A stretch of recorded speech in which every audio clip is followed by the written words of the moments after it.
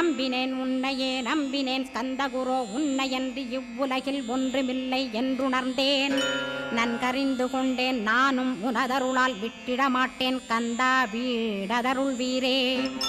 நடுநற்றித்தானத்து நானுனை தியானிப்பேன் பிரம்ம மந்திரத்தை போதித்து வந்திடுவாய் சுழுமுனை மார்க்கமாய் ஜோதியைக் காட்டிடுவாய் சிவயோகியாக எனச் செய்திடும் குருநாதா